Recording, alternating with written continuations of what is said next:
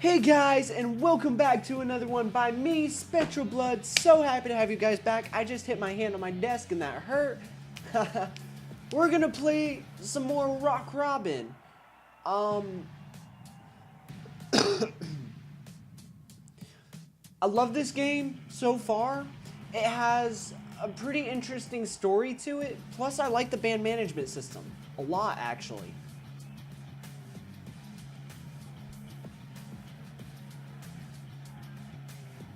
Alright, hang on, before I do... Alright, that should be alright. Alright. And load band. Love dies tonight. I've got 4 people, enough for a full band. This is where I left off in the story last time. If you want a refresher, go back to the last episode.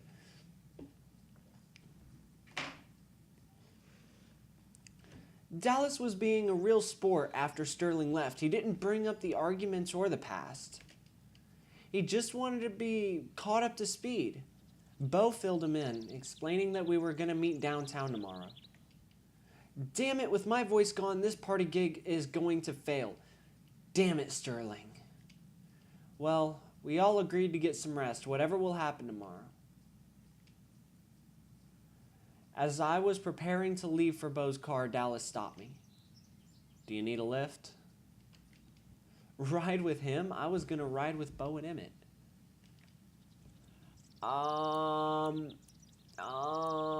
Yeah, sure.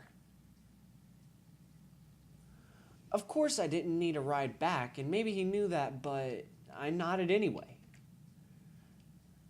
I was in no sane condition, and only someone who's known me for as long as him knows how to handle me like this. And now that we were in a band together, this chat was going to have to happen sooner or later. He seemed relieved that I agreed, and I silently followed him out to his car. I was too upset to realize it last time, but his car was a car. He used to drive a big truck, but now he was driving a little economy tin can. I popped open the passenger door. I always felt weird getting into other people's cars. Something about it was so intimate.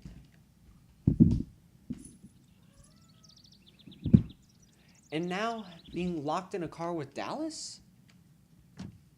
Ooh, has a nice interior. We both got inside without a word. In fact, it was completely silent while he started the car. Silent while we drove out of the parking lot, silent while we drove down the street, and silent when we got on the highway.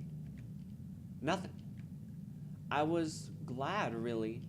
I was glad he wasn't lecturing me or trying to explain himself. The hairs on my arms were prickling, and I didn't know what I should do, or what I should look at. I'm sorry. I kept thinking about how I should act in front of him. Should I look detached? Would leaning on my arm look too casual? He was really focused on the road, though, as if I wasn't even in the car. That's what really bothered me. On the highway, our speed slowed to a crawl in the rush hour traffic. And it's raining. Almost like a joke, droplets of water began to hit the windshield. Dallas kept his hands glued to the wheel as if he would fly off into space if he let go. After a long moment, he turned on the wipers and stared at them. I pressed myself into the car seat and watched him struggle to keep focused on the road.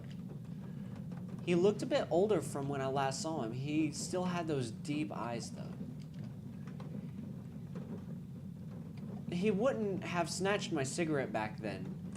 He was a lot less confident. Hell, he was practically a dork. Since we bumped into each other at the bar, it was hard not to think about him, especially when I was alone. I mean, yeah, that's how that works. When he left the band, I tried so hard to forget about him, and I almost did, but then I made the stupid mistake of coming back out here again. I would have thought he'd go back to Montana or something. Why'd he stick around here? What was left for him? Dallas suddenly looked at me, but was immediately flustered when our eyes met.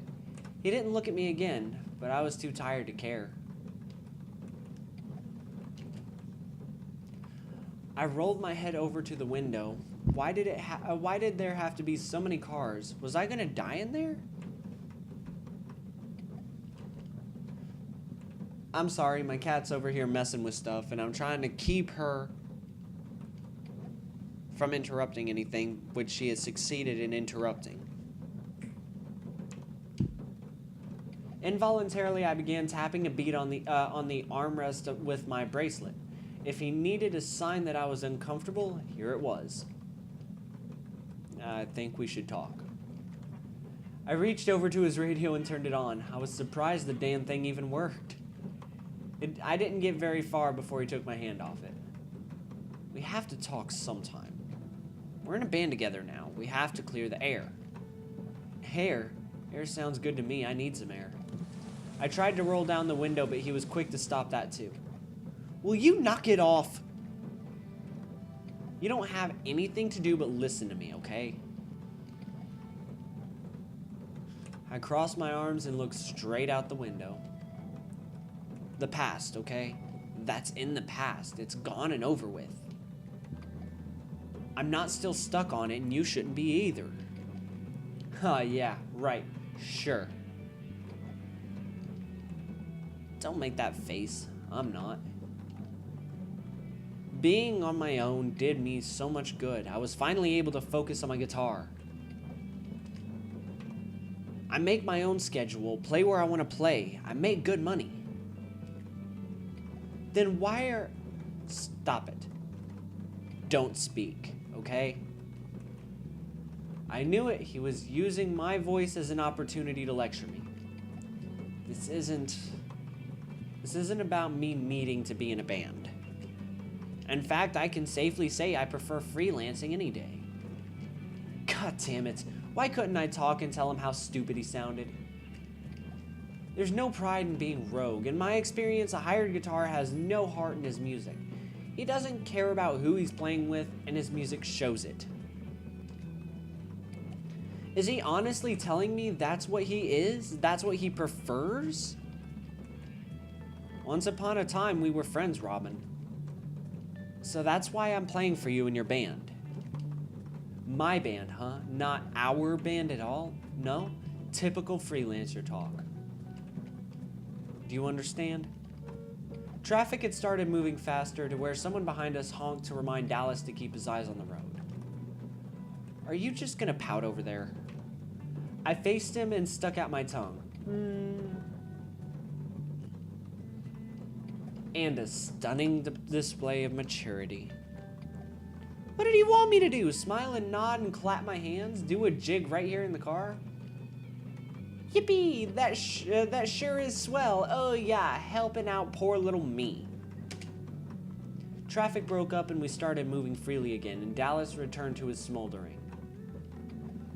If he was trying to get the air clearer, why did it feel like I was suffocating?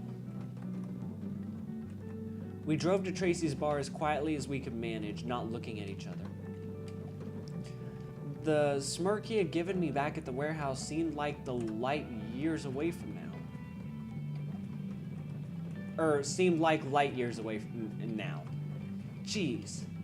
He agreed to play for me, but why? Not because he wanted to apologize, because he didn't. Not because he wanted to be in a band, because he's a douche freelancer. Not for the money, not for nostalgia. And not because he wanted to be friends again either, or did he? That would be, well... He couldn't find a parking space close to the bar. He had to park a couple blocks away. He pulled up to the curb and put the car in park. But I didn't immediately hop out of the car, giving him an opening. This is okay, isn't it? What? Doing this, being in a band together? It's okay. We're okay, right? It didn't feel okay. Every bone in my body was aching, every hair on end. But what it came down to was, as long as he wasn't Sterling, it was fine by me, right? You don't have to answer. Anyway, I'll see you tomorrow. And that was it. This was his entire arsenal. This is what he was leaving me with. It was raining. Did he even care? I guess not. I assumed he would just remember huge aspects of my personality after being best friends and all. But I guess not. I stepped out of the car. I stared at him as the rain beat down on me. He looked confused for a second, probably trying to read me. But as soon as he realized it, I slammed the door closed. I ran inside the bar before he could drive off on me. What's that little gauge for? You saw the little gauge above my head, right? Like way up there. At about here. Wait.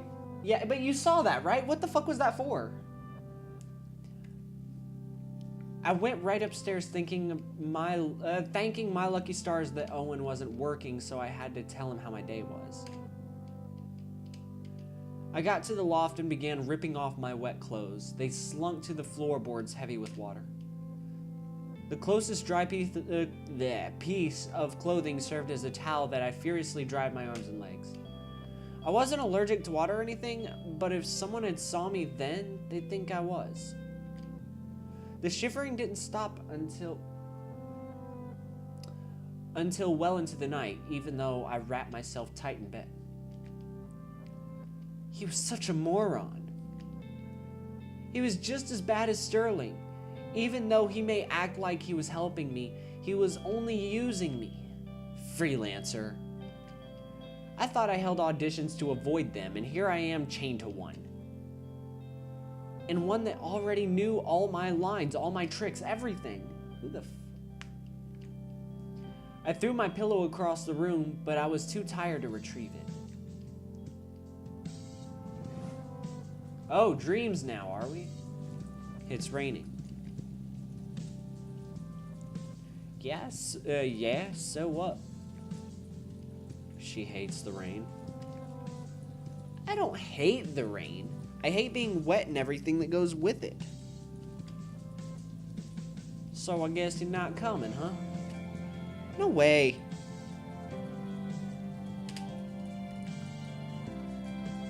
Not even if I promise a single raindrop won't touch you? You can't promise that, and I know it. Sure I can. Let's go or we'll be late. See you when we get back. He tapped my nose. Hey, don't rub it in. I watched him walk through the rain like it was nothing at all. I looked over and saw Sterling just sitting on the porch, his eyes closed. What are you doing? Listening. Want to join me? Listening to what? The rain? Ugh, why? Don't you hear it? He closed his eyes again. I walked over and sat by him to see if I could hear what he was hearing. I cringed when a droplet hit my cheek. It's music. Music? I closed my eyes like him. I didn't speak as I let myself be swept away by the pattering sounds. Rain, raining all around me. After a short while, I could hear it. I could hear the rain's music. Actually, even me, personally, rain does have kind of a calming sound to it, until it becomes a storm, and then I get nervous. But if it's just rain, it's kind of like, it's got a calming kind of sound to it to me. And I really enjoy it, honestly. Like, it's so hard to explain. But yeah, it is a lot like music. At first, I thought the music to be sad, a mournful aria about how fleeting life was. Rain falling from their mother cloud, crashing down to the ground into nothingness. No certainty of an afterlife, no last wish, just gone. Surely the rain would sing a song of woe and despair, of a life lost. Something warm touched my lips and I opened my eyes. Sterling had kissed me. He gave me a faint smile as I stared back. Fuck you.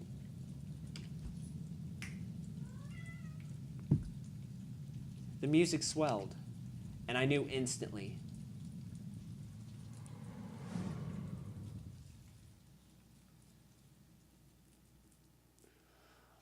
I wasn't sure what time it was, but we were meeting somewhere else, so I needed to get ready.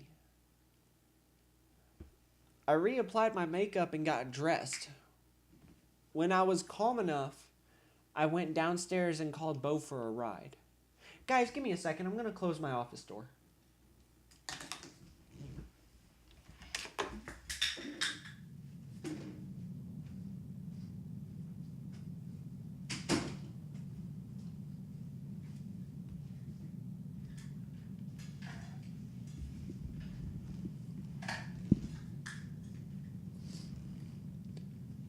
Okay, I'm back. And I'm sure in the process you've already read this, but I'm going to read it anyway. On the way, he described the various teas and methods he organized to help my voice. But I noticed that we weren't heading to his hotel where the party was taking place. Where are we going? Yes, about the birthday event. It is actually not going to take place for another week. What? Don't yell. Don't speak at all. I crossed my arms instead. I had to make sure you would find a fourth for the event. I gave myself a week, just in case. Just in case what? You planned for me to screw up? Fuck you. His mouth started to say the word yes. Even though it's spelled world, it's word. But he was still alive because he had chose to say something else. I always build in fallback plans. It was not personal. Why did I give him like a slight... I felt like there was a slight Russian in there. And I didn't mean to do that. Well, it is now. I'm serious. Stop speaking. I huffed and ignored him for the rest of the car ride. I'm sitting here trying to get his accent how I had it before. He took me to his apartment instead. He probably enjoyed my silent treatment. The other guys were already at his place. While Dallas tried to ignore my entrance, Emmett ran up to greet me. Look what I made you!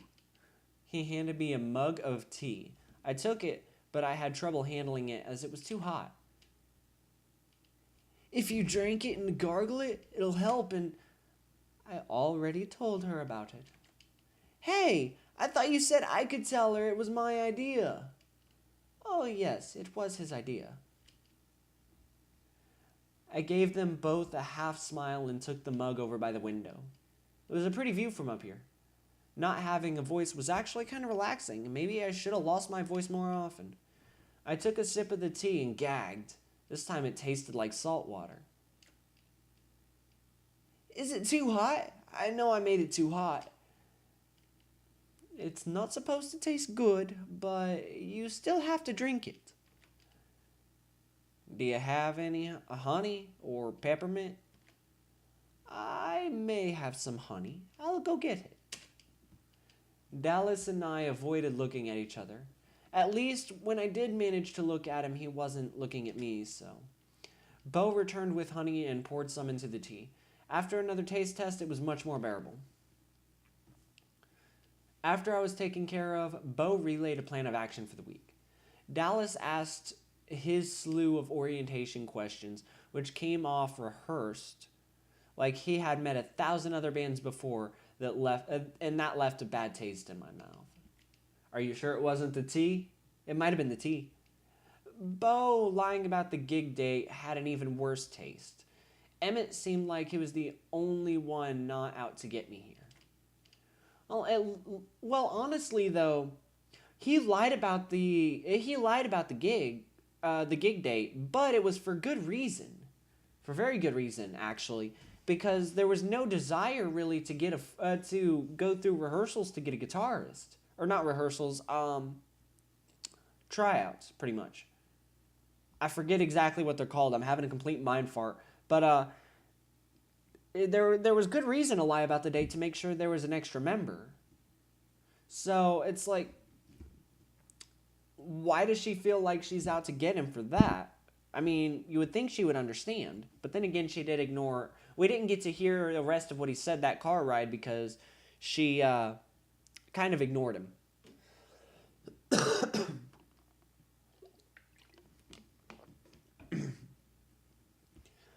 Well, it looked like we had 1 week to practice, so it would work out after all, since Dallas needed to learn the set list. The shopping center has been added to the shop. You can now buy gifts for your band members.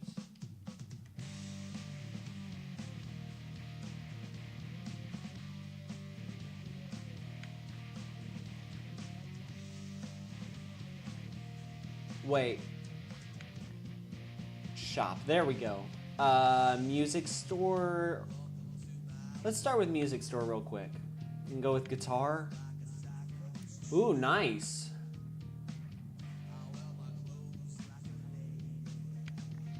Drum kits? I never really looked at these. Holy shit, that's a lot of money. Keyboards? Oh. Okay. I gotcha. So each one raises stats. I see that clear as day at this point.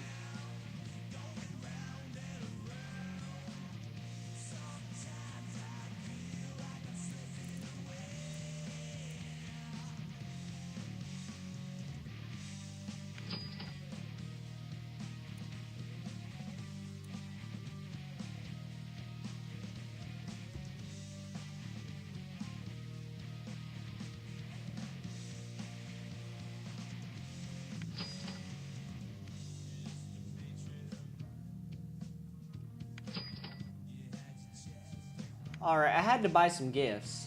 I mean, fuck. So I need to go to having a band meeting. And how long has Bo been talking about what we did last month by now? An hour? 2? Probably more. Why was this necessary anyway? We were there. We knew what we did. Robin, are you listening? We're discussing important... Robin, are you listening? We're discussing important matters here. Yeah, whatever you say. We need to discuss what to do with our recently acquired band website.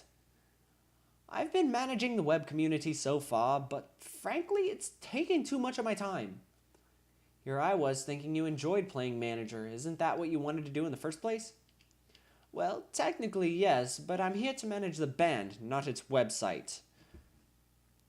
Guys, is this going anywhere? Because I've been playing... Guys, is this going anywhere? Because I've been playing this awesome game and I want to... If I have to sit here and be bored out of my mind, so do you. Oh man, no fair. As I was saying, I think it would be wise to hire an administrator for the site. What? No way. I'm not going to pay some fat nerd to sit behind his computer all day. I mean, I'm not fat. And I have a life, but I do sit behind my computer most of the day. Fuck you. I would think it would be beneficial for the site and the band. Every site needs an administrator, otherwise it wouldn't function properly. I leaned back in my chair, balancing it on 2 legs. Oh yeah, sites go to hell when they don't have one staring at them all day. Sure, that's believable and not at all bullshit. That's not all an administrator does. Bo looked to Dallas for help. He has a point, Robin.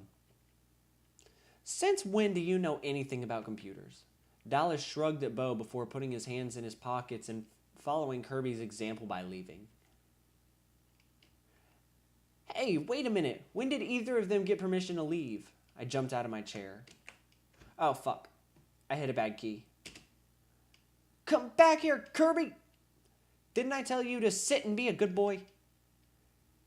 He yelled a quick apology before running upstairs, 2 steps at a time. He was gonna pay for that. Hold on, Robin. We still need to discuss the matter of hiring. You're dead, guys. I stormed after him. I didn't get far, however, as I found Bo blocking my path using my own tactic against me, Izzy. You said you were the real manager, so start acting like one. You want a manager? Fine, here's me managing. No. There, I managed. Happy? Now let me through so I can rip Kirby a new one. What are you going to do about the public forum? How's that my problem? How could it not be? Didn't we buy the site for our fans in the first place? No, we bought it so we could find out what people thought of the band. And how do you think their opinion would fare if the site was completely out of control? So this is the part where you take up managing the site again. Then, I figured you couldn't just leave things be. Wrong again. This is the part where we hire a professional administrator. No, you're the one who's completely wrong. We discussed this already and decided that hiring some nerd would be a waste of money. You decided that. I'm the manager here. I'm not changing my decision. We're not going to hire some punk who plays on his computer. Again, fuck you. I could do that much. All right, that's a deal. A deal? What's a deal? I never said anything about a deal. You just said you'd manage the site, manager. That's an excellent solution. I'm impressed. Without giving me a chance to protest, he stood up and walked away. Somehow, I feel like I just got tricked, and I don't like it one bit. Damn you, Ponytail. Well, at least we get to keep our money. I'm sure the site will do just fine on its own. I had figured the issue dealt with, but Bo had a scolding look when we met for practice a couple of days later. Bo immediately started dialing his cell phone once he saw me. Have you been to our website recently? Oh God, not this again. Complete chaos. The website has been overrun by advertisements, personal attacks, and pornography. While I believe those to be in your element, I will take a guess here and say you didn't administrate the forum at all. Big whoop. Can I go on there tonight and take care of that easy? Or I can go on there tonight and take care of that easy. I stared him in the eyes as he placed the phone to his ear. You should have done that before. Yes, hello, I'm transferring you to Miss Gilly right now. He leaned forward and pressed the cell phone to my ear. I flinched, but he adjusted. I heard breathing on the other end. Hello? The person on the other end shifted but continued to say nothing, and I thought Bo was bad on the phone. I knocked the thing out of my face. Who the hell was that? Did you sign me up for a sex line or something? It was the web administrator that you are hiring, Miss Gilly. Fuck you, I told you no. We're not paying some fat, greasy idiot to stare at a computer screen all day long. He scowled and retracted his phone, turning it off with a heavy press of a button. And what was this stunt about? Just shoving the phone on me? The quote we are offering is strikingly low, so it's best if it's offered by a woman. So I wasn't far off with the phone sex thing. You're a charming man. If you are discouraged with the idea, then I suggest you do your job so I won't be forced to hire someone. Whatever. I could take care of a few online things. Banning people couldn't be that hard, and I might even have some fun too. Yeah, just ban the fuck out of everyone. That'll do it. Just kidding. Kirby was reading some comic book while lazily hanging on the couch. We paid each other no mind as I stumbled over to the cluttered computer desk. It took forever to start. I was already bored out of my mind.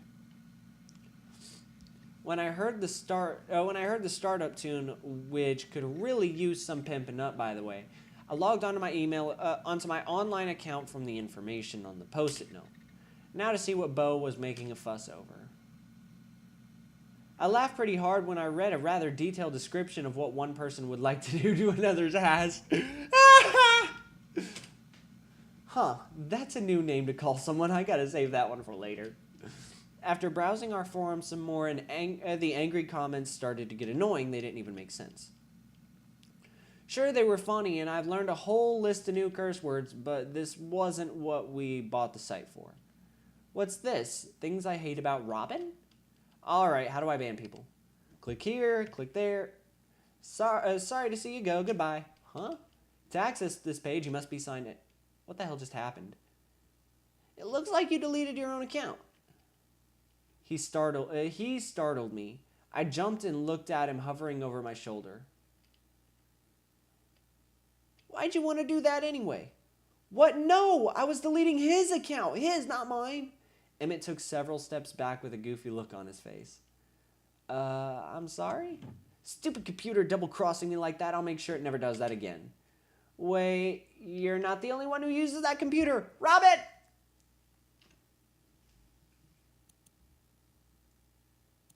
Fuck no. Screw that shit. Not flushing money down the toilet.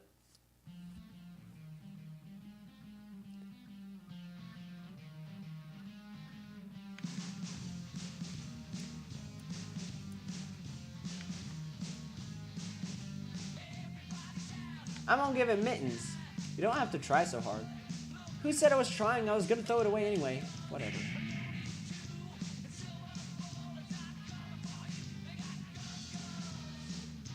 Alright, fuck it. Let's go to band management. Fuck it.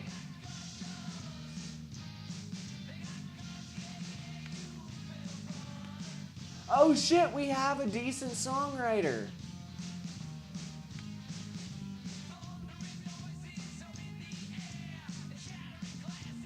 Ah, fuck. Okay.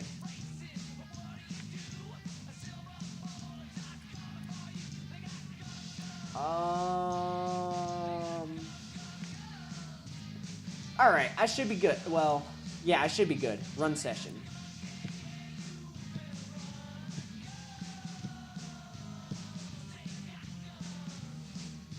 Let's play a gig. Fuck it. Private event. Play a gig.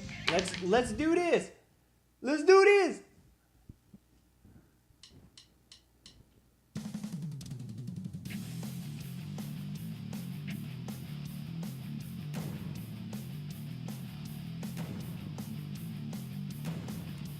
Shit, there. Oh god. I about fucked up. I know I about fucked up there.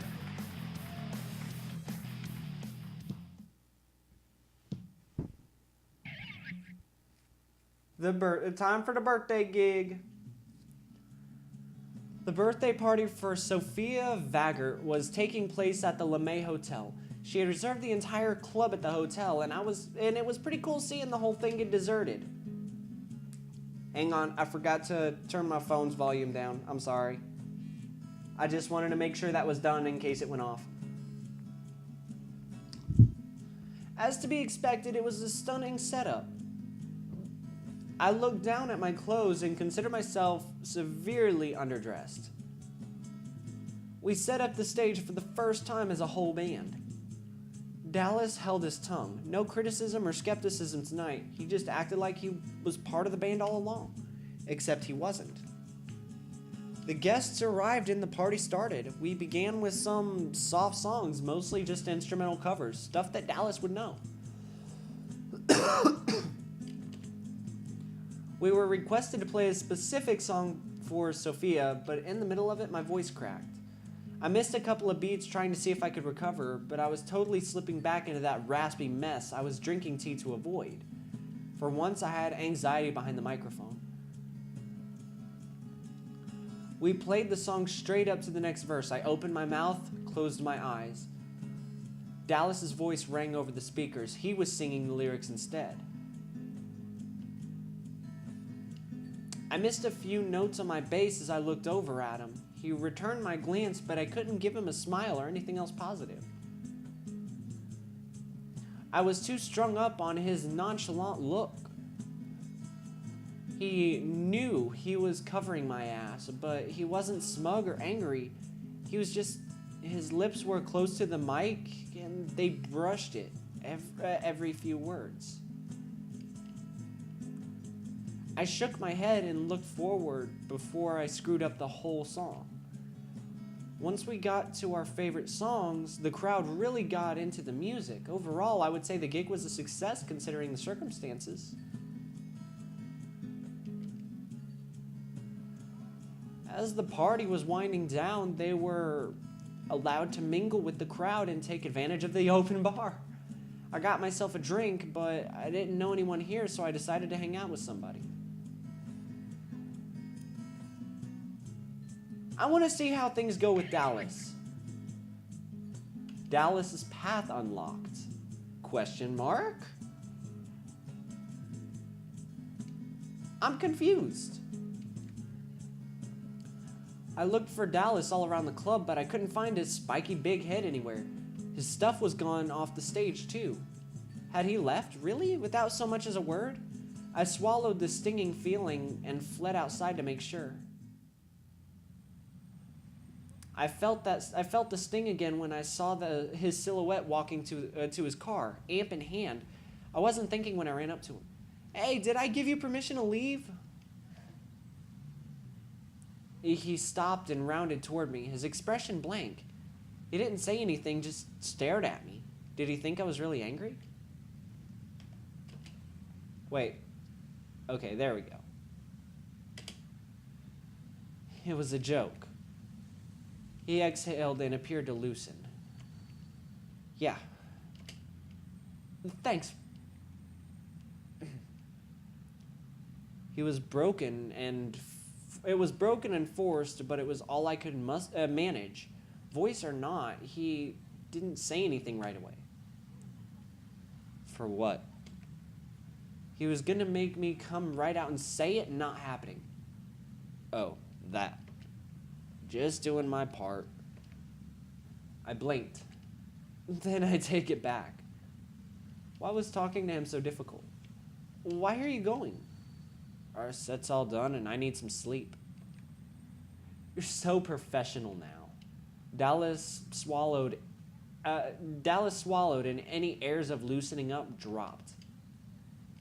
Yes, I am. Have you forgotten what being a rocker is about? Parties, man.